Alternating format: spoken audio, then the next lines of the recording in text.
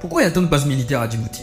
Djibouti, c'est ce petit pays de la Corne de l'Afrique. Il mesure seulement 23 200 km² et pourtant, il abrite 4000 soldats américains ici, 1500 Chinois là, 1500 Français ici et ici, au moins 180 Japonais ici et 90 Italiens là. Il y a même des troupes allemandes et espagnoles hébergées sur les bases françaises, des soldats britanniques qui squattent la base américaine et des militaires indiens qui campent sur la base japonaise, sans compter les forces de l'OTAN. Au total, ça fait plus de 7270 soldats étrangers dans un petit pays qui a une armée nationale d'à peine 8000 hommes. Que cache Djibouti qui attire les plus puissantes armées du monde? Eh bien, pour le savoir, il suffit de zoomer sur la carte. Le pays est situé pile à l'endroit où se rencontrent la mer Rouge et le golfe d'Aden. Ça s'appelle le détroit de Bab el-Mandeb. Il donne accès aux routes maritimes les plus empruntées au monde. Du coup, tout le monde veut y être, parce que ça permet de contrôler près de 10% du trafic maritime mondial. Chaque année, 25 000 pétroliers et plus de 6 000 porte-conteneurs se croisent au large de Djibouti.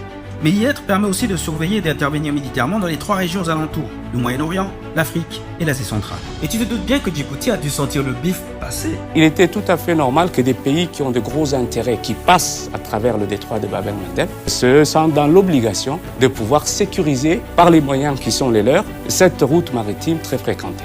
Djibouti a donc fait un deal de malade. En gros, les pays qui veulent stationner leurs troupes sur le territoire djiboutien doivent payer un loyer. Approximativement, le Japon paye par an entre 3 à 5 millions d'euros. La Chine, elle paye 17 millions d'euros. La France, 30 millions. La base américaine, elle apporte 56 millions. Cela équivaut à peu près à 3% du PNB. Pour faire court, Djibouti s'est offert au plus offrant. Et ça lui rapporte gros. Après le port de Djibouti, c'est sa deuxième plus grande source de revenus. En plus de lui verser de l'argent, ses puissants locataires lui garantissent la protection.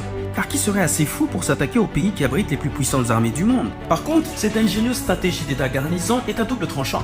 D'abord pour l'État djiboutien lui-même. C'est en réaction à la présence de ces bases militaires qu'en 2014, il y a eu un attentat à Djibouti perpétré par les Chebabs.